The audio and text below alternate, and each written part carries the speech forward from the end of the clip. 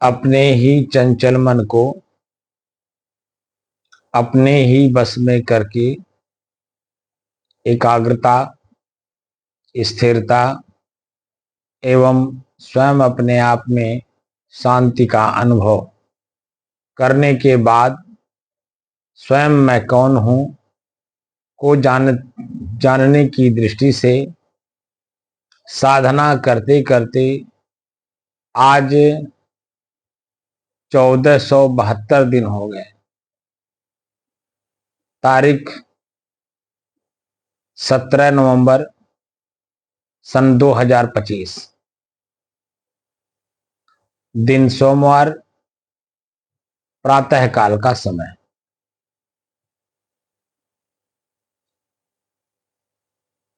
आत्मिक दिव्यता के बारे में कल मैं बताया। अभी जो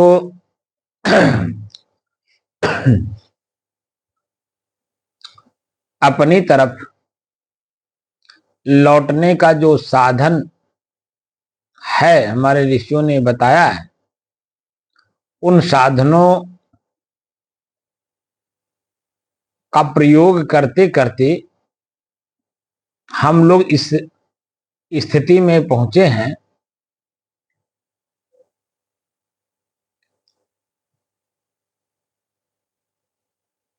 कि स्व क्या है।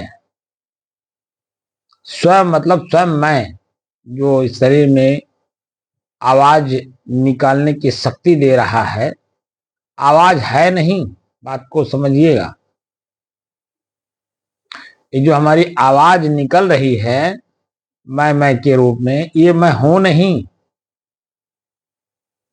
इसको जो शक्ति दे रहा है, जिसके वजह से ये आवाज निकल रही है, वह मैं हूं। और उसमें किसी भी प्रकार का कोई शब्द प्रवेश कर नहीं सकता, क्योंकि महर्षि पतंजलि जी ने बहुत मार्मिक की बात कही, ध्यानम निर्विषय मन है। ध्यान क्या है? मन का निर्विषय हो जाना। तो विषय क्या है जो निर्विषय करना है? निर्विषय का मतलब होता है जड़ से उखाड़ के फेंकना। विषय है ही है, वो तो चल ही रहा, आंख देख रहा है, कान सुन रहा है, जीभ स्वाद ले रहा है, जीभ शब्द को निकाल रहा है, बोल रहा है, नाक स्वाद ले रहा है, नाक सुगंध दुर्गंध ले रहा है, जीभ स्वाद ले रही है, मुंह के रास्ते आवाज निकल रहा है, मुंह के रास्ते हम खाना खा रहे हैं, हाथ पैर चल ही रहा है।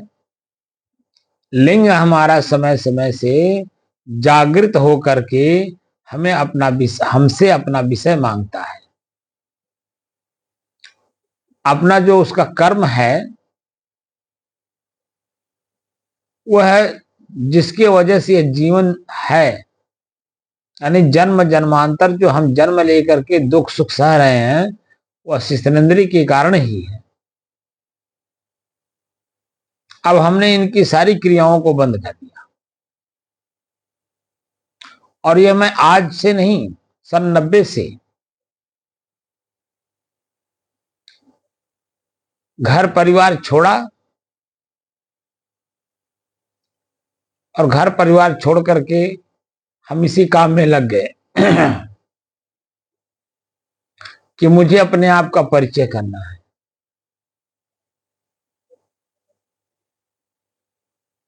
तो मैं स्वयं कौन हूं?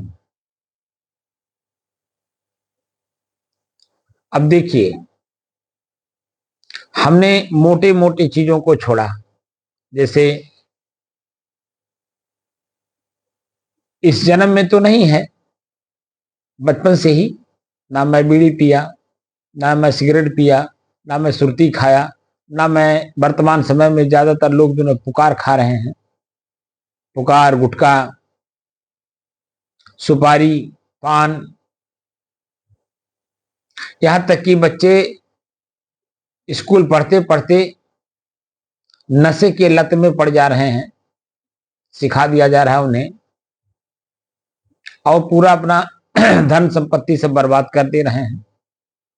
माता पिता का कहा मान नहीं रहे हैं, पढ़ाई में मन लग नहीं रहा है, छोटी सी ही उम्र में अपना जीवन समाप्त कर दे रहे हैं। तो वो सब आदतें हम मेरे अंदर में नहीं था, हम लोग क्या कहें, मेरे अंदर में नहीं था।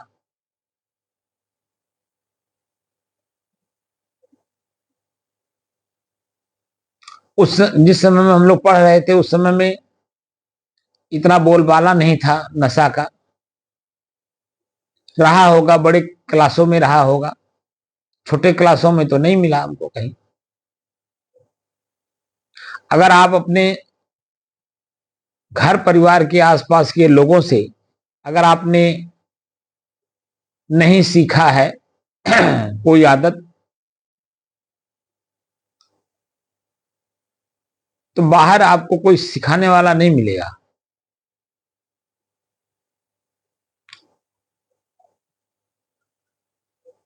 तो बाहर भी अगर कोई सिखाने वाला मिलता है, अगर आप नहीं खाना चाहेंगे तो कोई सिखा नहीं सकता।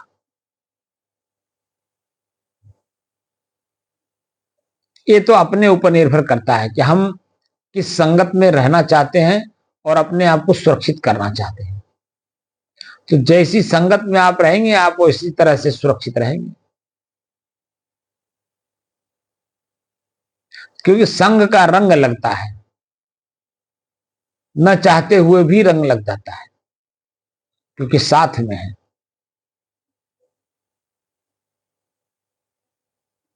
तो ये सब चीजें तो थी नहीं, मीट मांस मछली दारू ये सब भी नहीं था। यानी विचारों को किसी भी तरह से टूटने का काम जो भी होने वाला था समाज में जो दिखाई देता है, वह कोई भी ऐसा काम मैंने नहीं किया जो हमारे विचारों में दृढ़ता ना हो। मैं कमजोर बन जाऊं, अपने आप में संशय में पड़ जाऊं। एक आदत चाय की थी जो वह भी महंत बनने के बाद इतना ज्यादा घर कर लिया, 30-30 35-35 कप चाय पीना पड़ता था, और वह भी इसलिए कि लोग मिलने आते थे। अब उनको चाय पिलाओ तो उनके साथ चाय ना पियो तो बुरा मान जाते। हमने उस चाय को भी छोड़ दिया। भीतर हम कितना अपने आप को आत्मिक दिव्यता महसूस कर रहे हैं। आत्मिक का मतलब होता है स्वयं की दिव्यता। तो स्वयं मैं खुद दिव्य हूं, लेकिन इन छोटे छोटे टुकड़ों में जब मैं बट गया हूं अपने आप को, आदत में लगा, आदत बना करके अब उन्हीं आदतों को हमने छोड़ा। तो आदत हमारी जो भी वर्तमान में है वो कई जन्मों से हम छोड़ते हुए आ रहे होंगे, क्योंकि एक एक आदत, जब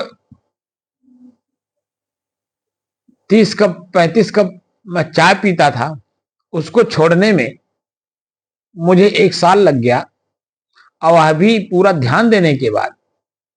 तो आप बता दीजिए, जो मैं अनादिकाल से जन्म लेता धरता मरता छोड़ता चला आ रहा हूं, तो उसमें कितनी बार हमने कितना आदत बनाया होगा और छोड़ा भी होगा।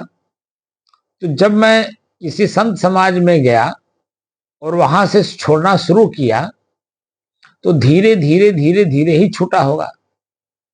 कई जन्म हमारे लग गए होंगे, जो मैं आप लोगों को अभी बताया हूं, जितना चीज मेरे में नहीं है, मेरे अंदर में आदत के रूप में, उन सब चीजों में मैं धीरे धीरे छोड़ा होऊंगा तो छूट गया होगा। और वह छूटा हुआ उसको मैंने स्थिर रखा, जो आज इस शरीर में मुझे काम आ रहा है। तो बहुत सी चीजें हमने छोड़ा होगा, जो भी समाज का दिखाई दे रहा है, अच्छाई बुराई, वो सब में मैं रहा होऊंगा, ऐसा नहीं रहा होऊंगा। लेकिन धन्य है संत महात्मा कि धीरे धीरे ही सही, लेकिन हमारी जो दिव्यता अपनी है उसमें लाने में वह लोग जो कामयाबी हमें दिखा रहे हैं, मैं उनका ऋणी हूं, आभारी हूं कि संत महात्मा हमारे जीवन को उज्जवल बनाए, दिव्य दृष्टि दी। दिव्य दृष्टि की वजह से ही मैं अपने जीवन को दिव्यता प्रदान कर पा रहा हूं, ये मुझे खुद भी अनुभव होता है। तो सब कुछ मेरा एकदम बिल्कुल कुछ भी मेरे जीवन में नहीं है। जो सदगुरु कबीर कहते हैं, जो घर जा रहे आपनो चले हमारे साथ। क्योंकि जब आग जलती है तो कष्ट होता है, स्वाभाविक बात है। किसी के भी घर में आग लग जाता है, प्रत्यक्षम किम प्रमाणम, कहीं भी आप देख लीजिए, तो जैसे ही आदमी सुनता है कि मेरे घर में आग लग गई है, उससे पूछिए या आप खुद जन्म अनुभव करेंगे, कभी आपके घर में अगर आग लगा हो, पहले से महसूस करिए उस चीज को। अचानक कोई चीज होता तो बड़ा कष्ट देता है, लेकिन वही जब जलने लगता, अपने ही सामने अपने जल जाता है, तो जलते जलते कष्ट जलते समय होता है, जल जाने के बाद नहीं। ऐसे ही मैंने अपना घर फूंका है मैंने शरीर को फूंक दिया, अब मैं राख हुआ, और राख जलने के बाद ही होती है। अब वही राख आप लोगों को भी मैं बनाना चाहता हूं, ताकि बुराइयों को जला दीजिए। जितनी बुराई हो आपके पास सबको जला दीजिए, और जला करके राख बनिए। देखिए जीवन उज्जवल और दिव्यता अनुभव कराता है कि नहीं। मैंने तो खुद अनुभव किया भाई, तो मैं बोल रहा हूं। जो करेगा निश्चित है वो पाएगा। आप लोग बाहर धन कमा रहे हो, तो आप लोग मेहनत कर रहे हो, मजदूरी कर रहे हो, श्रम कर रहे हो, ठंडी गर्मी भूख प्यास मान अपमान वहां भी सहन कर रहे हो। तो वो जो पैसा कमा रहे हो, आपके ही सामने से वो पैसा कहां चला जा रहा है आपको ही नहीं पता कमा रहे बड़े मेहनत से, लेकिन चला कहां जा रहा है आपको पता नहीं चल रहा है। और कैसे जा रहा है, जैसे उदाहरण ले लीजिए, अंजुली में पानी कहीं से भी मिले उसको रखिए और 2 मिनट तक उसको छोड़िए, तो देखेंगे जैसे ओठ मतलब मुंह में लगाएंगे आपको पानी मिलेगा ही नहीं, क्योंकि जो उंगली है नीचे से सरकने का डर है, वहां से सरक जा रहा है। 2 उंगलियों के बीच में जो जगह है, गैप है, भले आप बांध करके रखे हैं, लेकिन वो सरक जा रहा है धीरे धीरे। ऐसे ही हमारा सब कुछ सरक जा रहा है, समय भी, शरीर भी, मन भी, जो आप इच्छाएं कर रहे हैं वह भी, सब कुछ। और आप खाली दृष्टा भाव में ऐसे देखते रह जा रहे हो। और दृष्टा दृश्य का अभ्यास अगर हम संतों के सानिध्य में अगर आपने नहीं किया, तो वह दृष्टा दृश्य का अभ्यास भी आप गलत कर लोगे, और वह जो दृश्य है वो आपको खींच ले जाएगा, आप उसी में बह जाओगे। दिव्यता को कौन कहे, जीवन और नरक हो जा रहा है। तो भाई मैंने जो कमाई किया है बाहर का धन नहीं कमाया, तो जो मुझे मिला मेरे पास है वो 24 घंटा मेरे से अलग हो ही नहीं सकता। मैं इसीलिए कभी कभी लोगों को कहता हूं कि ऐसा धन कमाओ कि जो आपसे कभी अलग हो ही ना, और उसमें से अगर किसी को दो तो बढ़े, कम ना हो। जो बाहर धन आप कमा रहे हो वह तो आपके सामने ही आपसे ही खर्चा करके अपने अलग हो जाता है। आप मजदूरी किए, 500 रुपया पाए, पता चला कि जो है आपको दाल खरीदना है, सब्जी खरीदना है, आटा चावल दाल खरीदना है, सब कुछ खरीदना ही खरीदना है। आप उधर कमाए नहीं, उधर वो दुकानदार आपसे ले नहीं। तो बाहर की संपत्तियां जो कुछ भी आप कमाओगे वो निश्चित तौर पे आपको दिखाई तो देगा, एक आध 2 घंटा, 24 घंटे के लिए। एक आध 2 घंटे के अंदर या तो खर्च हो जाएगा, या तो 24 घंटे तक रहेगा। कब कहां कैसे सरक गया कोई आपको पता भी नहीं चलेगा। कब कौन सी मन में इच्छा जागृत हो गई, क्या खरीदना है, बस कमाया हुआ धन चला गया, और फिर पीड़ा देता है, फिर मेहनत करवाता है। हम उसको स्थिर नहीं रख पाते। और वह स्थिर हो कैसे, क्योंकि वो प्रकृति का है। अब प्रकृति में परिवर्तन है और हम परिवर्तन को देख नहीं पा रहे हैं, इसलिए उसे हम समझते हैं कि हम स्थिर कर पा रहे हैं। स्थिर नहीं कर पा रहे हैं, बल्कि वो आपके सामने थे, आपसे खर्चा हो जा रहा है, क्योंकि मन में जागृत हो गया ये खरीदना है। और जब मन में जागृत हुआ और आपके पास पैसा है, वो निश्चित है कि आप उसे खरीद लेंगे।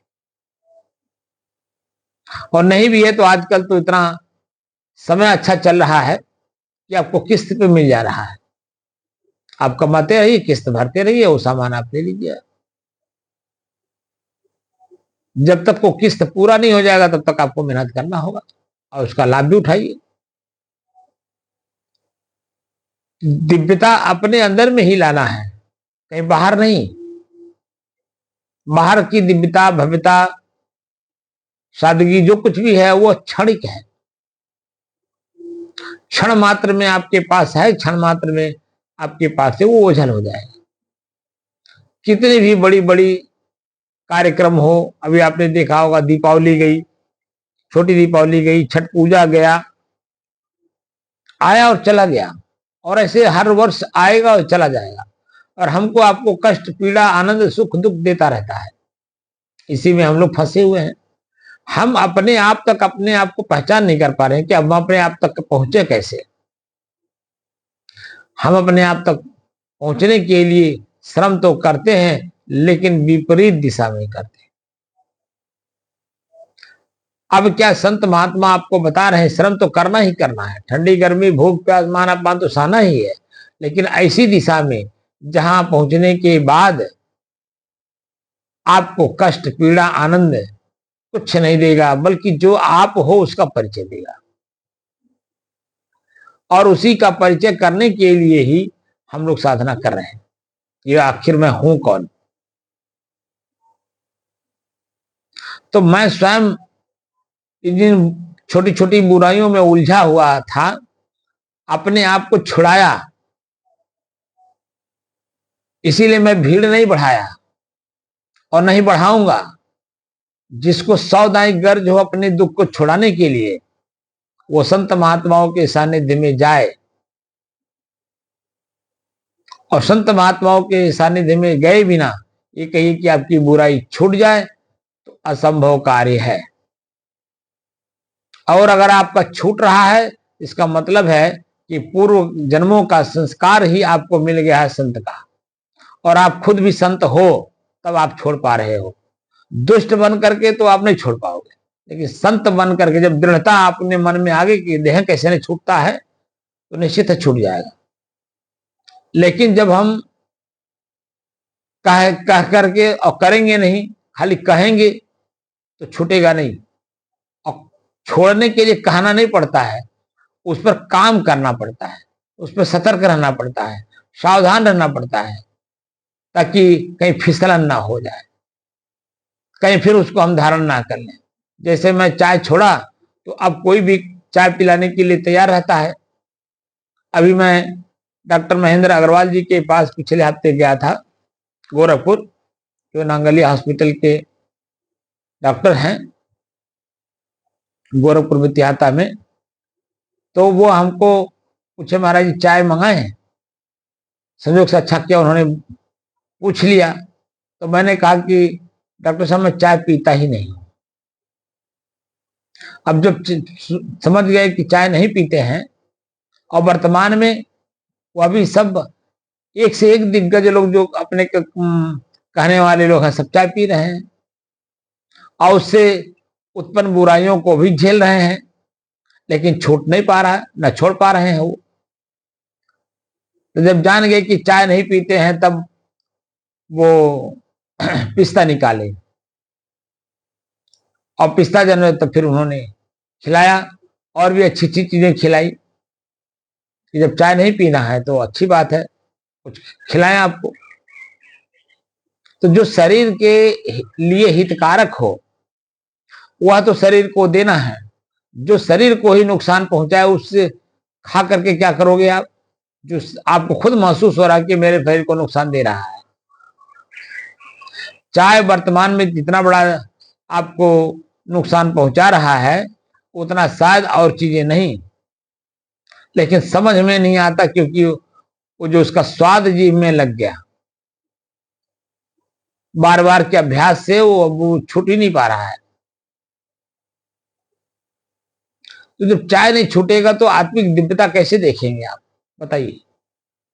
हमने तो सब कुछ छोड़ा तब देखा आत्मिक दिव्यता को, और उसी आत्मिक दिव्यता में रह करके ही, स्थिर रह करके मैं आप लोगों को साधना सिखा रहा हूं। अगर मैं अपने आत्मिक दिव्यता में स्थिर न रहता तो मेरी बोलती ही नहीं निकलती, मैं क्या सिखाता आपको। मैं खुद गंवार रहता। गंवार अगर समाज में कोई काम करता है तो गंवारपना की तरह करेगा, तो आम आदमी उसका मजा लेंगे।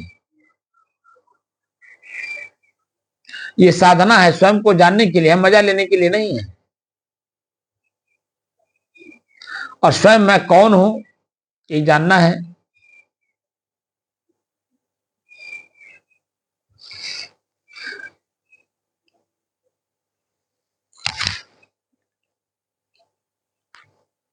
कल जो मैंने आप लोगों को बताया था उसी को एक बार रिपीट कर दे रहा हूं, जो मैंने लिखा है। आत्म का दिव्य भाव अर्थात ऐसी आध्यात्मिक अवस्था जिसमें साधक भौतिक शरीर के स्तर से आगे बढ़कर आत्मिक क्षेत्र की अलौकिकता को अनुभूति करता है। वही करता है की जगह पे कर रहा हूं, क्योंकि खुद हमने इन सब चीजों का प्रयोग करके देखा। अब ऐसी स्थिति बनी है कि जहां मैं खुद दृष्टा भाव में अपने आप को देखता हूं, और देखते देखते देखते सारे दृश्य ओझल हो जाते हैं। मैं शेष अपने आप में रह जाता हूं। आप लोगों को इसका उदाहरण मैंने कई बार दिया है कि जैसे आप कहीं मेला लगता हो, बाजार लगता हो गांव देहात में, आप वहां पहले ही चले जाओ। मान लीजिए आज 17 तारीख है, 25 तारीख को वहां मेला लगना है, आपको पता चला, आज ही से वहां जाकर के बैठो और देखो कि वहां क्या क्या होता है। आज जब आप वहां जाओगे देखोगे तो कुछ नहीं मिलेगा, जैसा वहां का सिचुएशन है वही दिखाई देगा, क्योंकि आज 17 तारीख है और 25 तारीख को मेला लगना है। तो 25 में 5 दिन उधर और 20 में 3 दिन इधर, यानी 8 दिन। 8 दिन का समय आपको मिला, और इस 8 दिन में आप देखिए 8 तरह की अनुभूति होगी। और जैसे जैसे दिन नजदीक होगा 25 तारीख का, वैसे वैसे वहां क्या क्या हो रहा है वह आप सब देखेंगे।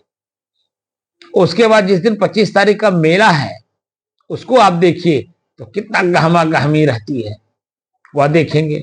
और फिर 26 तारीख को जब आप देखोगे, 25 तारीख को ही 12 बजे के बाद आप देखोगे, 26 तारीख लगते ही देखोगे सन्नाटा छाना शुरू हो जाएगा। और सुबह होते होते बहुत सारे लोग चले गए होंगे, कुछ ही ऐसे दुकान होंगे जो आपको दिखाई देंगे, बाकी उसमें बहुत से ऐसे दुकान होंगे जो रात में ही चली गई होंगी। 26 के दिन भर आप देखते रहिए कि सब लोग अब अपना अपना जो बोरिया बिस्तर वहां ला करके अपना टेंट घंट लगा रहे थे, वो टेंट घंट 26 तारीख को आपके सामने ही उखड़ता हुआ दिखाई देगा। 27 तारीख में तो वहां आपको कुछ भी मिलेगा ही नहीं। 28 तारीख को तो बिल्कुल नहीं कुछ दिखाई देगा। 29 तारीख में वो दिखाई देगा जो पहले था, मेला के पहले जो था वही दिखाई देगा, बाकी कुछ नहीं। लेकिन वो जो मेला का जगह है वो और आप, ये दो हो कि नहीं हो? तो जगह अपने जगह पे स्थित है, और आप दृष्टा भाव में आज से ही और 27-28 तारीख तक जो मेले की दृश्य है उसको उतार चढ़ाव आप देखेंगे, उसको बनता हुआ भी, बिगड़ता हुआ भी, और आनंद लेता हुआ भी आप देखेंगे कि सभी लोग जो मेले में आए हैं खूब आनंद ले रहे हैं। और वही जब 26 तारीख, 27 तारीख, 28 तारीख, 29 तारीख जैसे जैसे बीतता जाएगा दिन, मेला का पता ही नहीं कहां चला गया, कौन है देश दुनिया में। बस एक खाली आपके दिमाग में छाप भर पड़ा रहे कि मैंने मेला को इतने दिन पहले से देखा, इतने दिन बाद तक। तो कुल मिलाकर के मुझे अपने आप का परिचय करना है, किसी को अपने अंदर में घुसाना नहीं है। बाहर से अंदर घुसाओगे, इच्छा करोगे, कामना करोगे, देखोगे, सुनोगे, भोगोगे, तो वह संस्कार आपके साथ ऐसे बने रहेंगे जैसे रोज चल रहा है। और जो भीतर में पहले से बैठा हुआ वो निकल नहीं पाएगा, बल्कि उस पर आप तह लगा रहे हो। ऐसे लग रहा है जैसे आप उसी का बिजनेस करना चाहते हो। ये बिजनेस वाली चीज नहीं है, ये स्वयं अनुभूति वाली चीज है, महसूस किया जाता है। ये बाहर से दिखाई नहीं देता, इसीलिए आप कभी भी देखे होंगे मेरा आंख बंद रहता है, बोलता हूं मैं और आंख बंद करके बोलता हूं, क्योंकि मैंने अभ्यास ही ऐसा किया है। क्योंकि अंदर गए बिना ये कहिए कि आत्मिक दिव्यता हमें दिखाई दे, संभव नहीं है। इसीलिए बाहर की आंख को बंद करना पड़ता है और धीरे धीरे धीरे धीरे अभ्यास करना पड़ता है। और जो अभ्यास हमने किया है 35 सालों में, वो आप लोगों को 3-4 साल से दिख ही रहा है। हमारी स्थिरता, ना हमने इसमें कोई प्राणायाम किया, ना कोई क्रिया योग कराया, ना ही मैंने कोई और काम आपको कहा कि यही काम करो। बताने वाले मुझे बहुत कुछ बताए कि महाराज जी आप यहाँ पे थोड़ा सा ये चीज लागू कर दीजिए, भीड़ और बढ़ेगी और लोग आएंगे।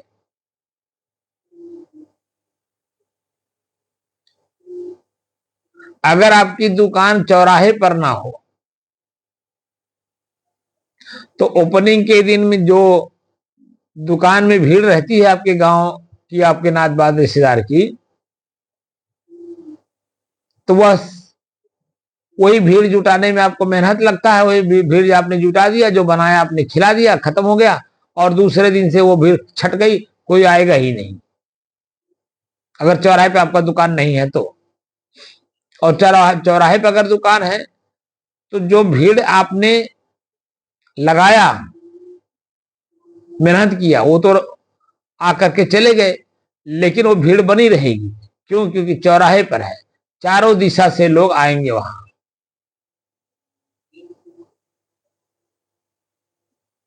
और आपको सांस नहीं मिलेगा अपने ग्राहकों से, क्योंकि चौराहे पर है। आपकी नींद हराम हो जाएगी, आपको खाना सोना आपका दूभर हो जाएगा। कब कौन सा ग्राहक आ जाएगा कोई पता नहीं, और किस लिए? 4 पैसे का लाभ के लिए। और आपकी अपनी जिंदगी कैसी होगी तो वो दुकानदारों को देखिए। लेकिन अब उसी में वो आदमी लीन है तो उसको कर रहा है, क्योंकि उसको भौतिक संसाधन चाहिए। तो भौतिक संसाधन के लिए भौतिक धन संपत्तियां की जरूरत है ही। अब यहां आपको भौतिक जीवन नहीं बल्कि आत्मिक जीवन जीने के लिए कार्य करना है। तो चौराहे पे नहीं बल्कि दूर दराज कहीं खोलिए दुकान, ताकि भीड़ ना रहे। तो मैं अपने जीवन को सुकूनता से जी ले जाऊंगा।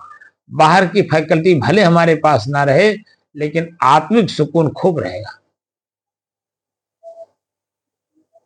स्वतंत्रता, स्वच्छंदता, निर्द्वंदता, सब कुछ रहेगा। इसीलिए मैं वर्तमान में जो भी काम कर रहा हूं, अपनी स्वयं की दिव्यता के लिए ही कर रहे हैं। क्योंकि मैं अनादिकाल से अपने आप से मैं बिछड़ा हुआ था। संजोग अच्छा था कि कोई ऐसे संत महात्मा मिल गए जिनकी वजह से मैं अपने आप का परिचय कर पाया कि मैं यही हूं, कि मैं कह सकूं कि मैं यही हूं। धन्य है वो महापुरुष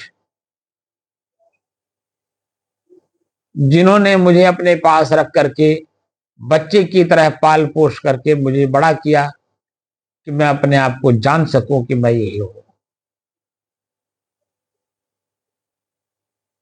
तो जो आत्मिक दिव्यता है वो रुपया कमाने जैसा होता है।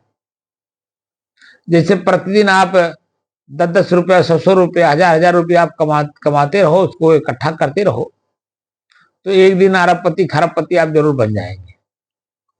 लेकिन उस अरबपति खरबपति बनने में आपको कष्ट और पीड़ा के अलावा कुछ मिलेगा नहीं। अभी एक सीईओ, पुलिस का सीईओ, जो क्षेत्राधिकारी होते हैं, पुलिस सीईओ, वो कानपुर में रह करके 100 करोड़ की संपत्ति बनाए हैं। मेहनत बेचारे खूब किए होंगे, अपने खुद खर्च के लिए, अपने सुख सुविधा के लिए, आराम के लिए, अपने परिवार के लिए, अपने लोगों में जनाने के लिए कि मैं बड़ा धनवान हूं। लेकिन सरकार की नजर सब पर टेढ़ी हमेशा रहती है। जब आपको जान गए कि अपना चरम सीमा पार कर रहे हैं, वही सरकार दूसरे डिपार्टमेंट को लगा करके उनके सीईओ पद को भी और उनकी संपत्ति को भी सबको जब्त कर ली।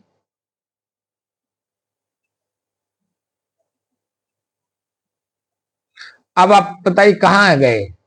फिर वहीं गए जहां से आप चले थे 100 करोड़ रुपया कमाने शुरुआती दौर में। 100 करोड़ रुपया आपके सामने है, आपकी अपनी ही कमाई है, लेकिन आप देख लीजिए, आप उससे हाथ धो बैठे और फिर वहीं आप पहुंच गए जहां से चले थे 100 करोड़ कमाने के लिए। अब उसको फिर कमाने के लिए कई जन्म लग जाएंगे आपको 100 करोड़ रुपए कमाने में। लेकिन ये सब चीजें दिखती नहीं है। आदमी अपने मन के अधीन है ना, इसलिए वो दुखी का दुखी ही बना रह जाएगा। और यहां अपने मन को अपने अधीन करना होता है कि मन हम जब चाहें, जहां चाहें, जैसे चाहें, इसकी कल्पनाओं को, इच्छाओं को, वासनाओं को, आकांक्षाओं को समाप्त करके मैं शांत चित 1 घंटा, 2 घंटा, 4 घंटा, 6 घंटा, 24 घंटे तक लगातार बैठा रह जाऊं। कोई हमें क्या कमेंट करता है मेरे साथ, हमें नहीं मालूम, न मालूम करने की जरूरत भी है। लेकिन अपने आप में महसूस करने की जरूरत जरूर है, इसलिए कि मैं वो कार्य कर रहा हूं, उस कार्य में मैं कितना प्रगति किया। तो प्रगति करने के लिए दिन और रात होता है। रात सोने के लिए होता है, दिन काम करने के लिए होता है। और इसी दिन भर में आपने क्या कमाया जो रात भर ठहरा के आप सो सके? फिर सवेरे उठेंगे, फिर जाएंगे कमाने।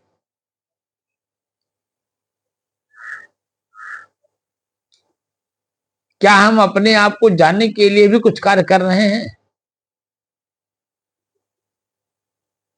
ऐसा कोई काम ही हम नहीं कर रहे हैं कि जिसमें हमारा परिचय हो सके कि मैं यही हूं। बल्कि ऐसा काम कर रहे हैं जो पहले से दुख था वो और दूना हो जाए। अब बताइए, 100 करोड़ रुपया कमाए और 100 करोड़ रुपया कमा करके वो भोग कहाँ किए, कैसे किए, किस रूप में किए और कहाँ कर रहे थे, और आगे कहा क्या कार्य योजना थी उनकी, क्या और करते? कुछ नहीं, सब धराशायी हो गई। अब फिर उसी 100 करोड़ को कमाने के लिए फिर उसी जगह चले गए। इसीलिए मैं आप लोगों को बीच बीच में बताता रहता हूं कि हम लोगों का जीवन घड़ी की तरह है। 12 बजने के बाद, रात के 12 बजने के बाद, सुबह वही मतलब 12 बजने के बाद से 1, 2, 3, 4, 5, 6, 7, 8, 9, 10, 11, 12 चलता है घंटा समय। और फिर 12 बजे के बाद कहा जाता है? फिर वही एक पे जाता है, फिर 1 से चढ़ता है, फिर 12 पे जाता है, फिर 12 में से फेल होता है कहा जाता है, फिर उसी 1 में जाता है। ऐसे ही हम लोग अनादिकाल से राजा भी हुए कई बार, रंक भी हुए कई बार, लेकिन अपने आप का परिचय नहीं हुआ आज तक। अगर हो गया होता या जिसका हो गया वो ऐसा शरीर है नहीं। उन्हीं की गाथा से हम लोग अपने आप को समझते हैं कि मैं इस लायक हूं, वो भी खाली थ्योरी में, वो भी प्रैक्टिकल में नहीं।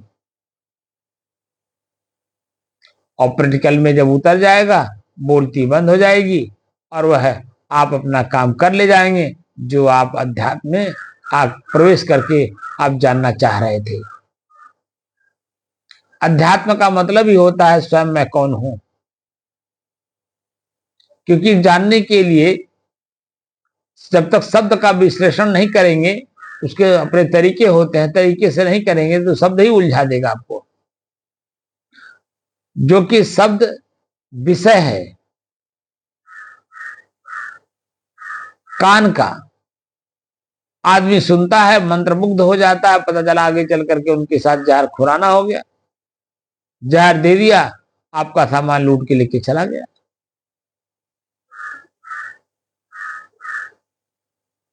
आप जान ही नहीं पाए। ऐसे मन रूपी चूहा कतर कतर करके हमको वहीं के वहीं रखा है जहां से मैं चल रहा था। खीर पूड़ी खाने में भुला दिया, मान प्रतिष्ठा में बुला दिया, महाराज महाराज या साहब साहब लोग कह रहे हैं तो समझ रहा है कि मैं बिल्कुल बहुत ऊंचा संत हूं, तभी लोग ऐसा कह रहे हैं। अरे वो तो बाहर के लोग आपके कपड़े को करते हैं, आप कपड़े का जो नियम है, नियमावली है, वो कितना पालन कर रहे हैं ये आपके ऊपर निर्भर करता है।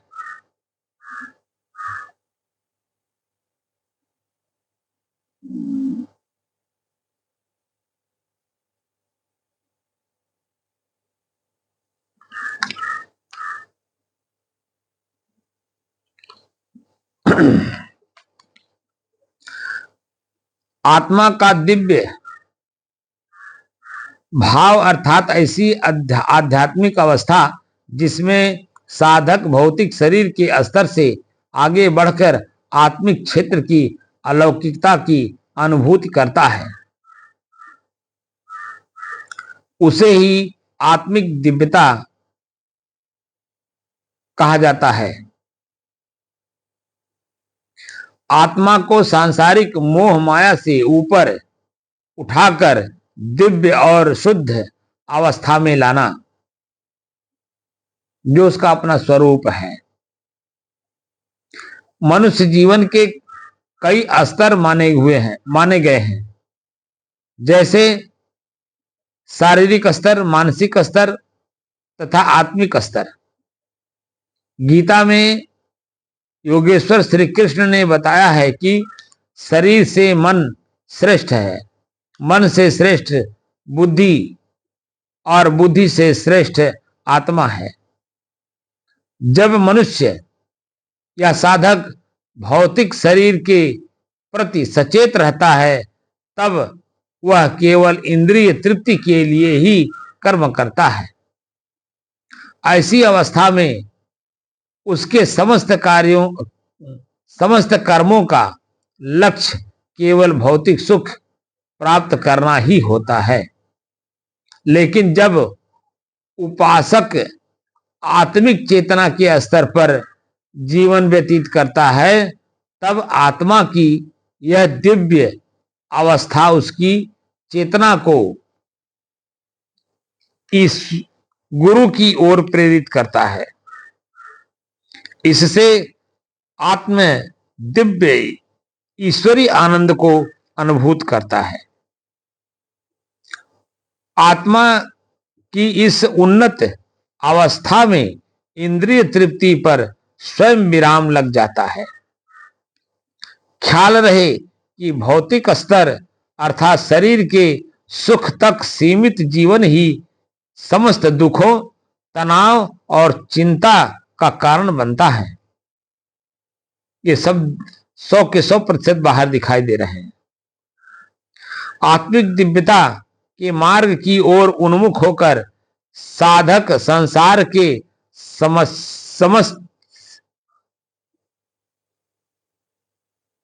समस्त द्वंद्वों से प्रभावित नहीं होता। वह सांसारिक प्रलोभनों की चिंता त्याग देता है।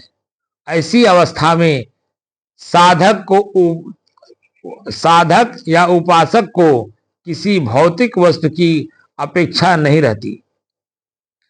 वह अपना प्रत्येक कर्म गुरु को समर्पित कर देता है। आत्मिक दिव्यता का मनुष्य पर गहरा प्रभाव पड़ता है, जिससे उसका अपना जीवन रूपांतरित हो जाता है। मित्र शत्रु के भाव को त्याग कर उसके भीतर समत्व का भाव जागृत हो जाता है। सभी प्राणियों में वह फिर उसी गुरु तत्व के दर्शन करता है। सांसारिक स्तर के छोटे बड़े के अंतर को त्याग कर वह समदर्शी बन जाता है। आत्मा का दिव्य भाव साधक को आध्यात्मिक आनंद के असीम भंडार गुरुत्व से जोड़ देता है। और यह सब वर्तमान में मैं आप लोगों को बता करके उस लेवल पे लाने की कोशिश कर रहा हूं। अगर आप लोग उस कोशिश में अपना योगदान देंगे उस अनुभूति को प्राप्त करने के लिए, क्योंकि ये बाहर का कोई ऐसा वस्तु नहीं है जो आपको बाहर से दिया जा सके।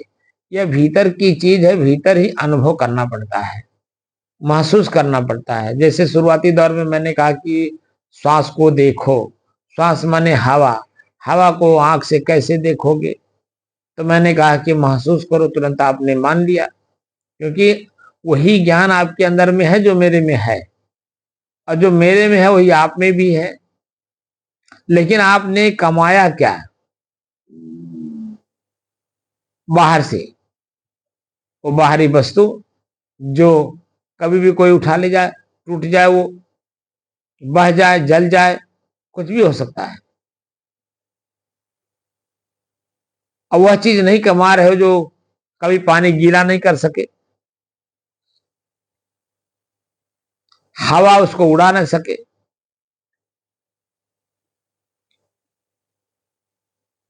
इस तरह से जो कार्य किया जाता है, उस कार्य की जो सफलता हमें दिखाई देती है, वही मेरा अनुभवजन्य ज्ञान है।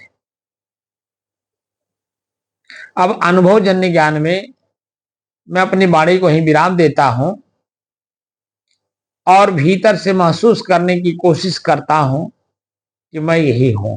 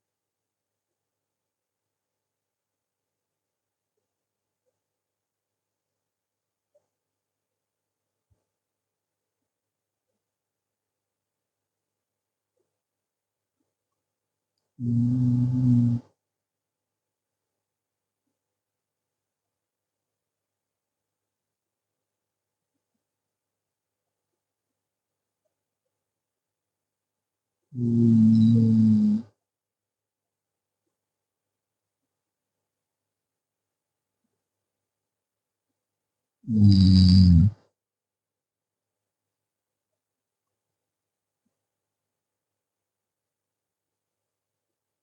हम्म,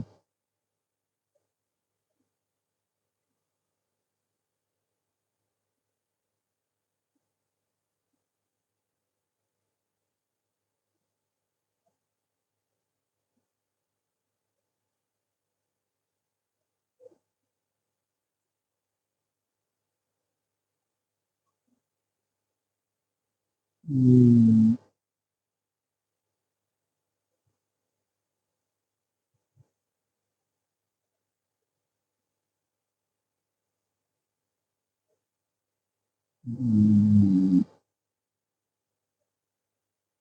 हम्म,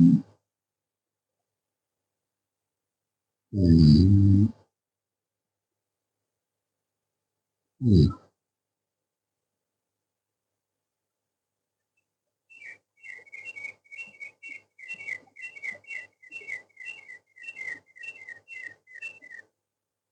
हम्म, हम्म,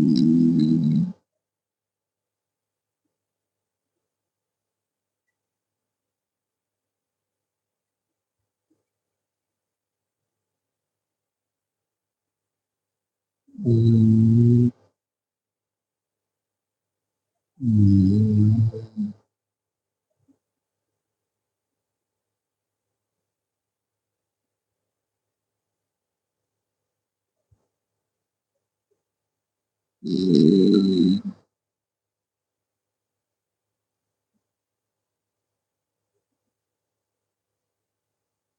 हम्म,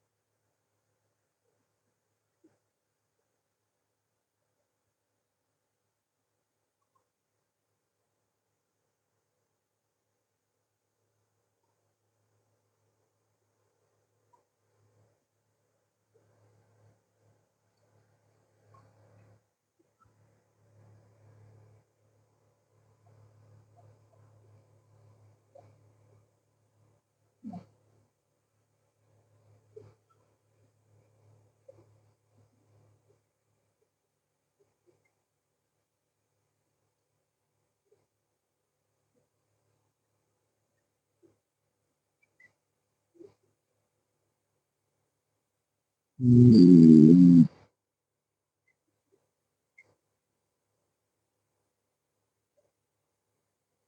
हम्म,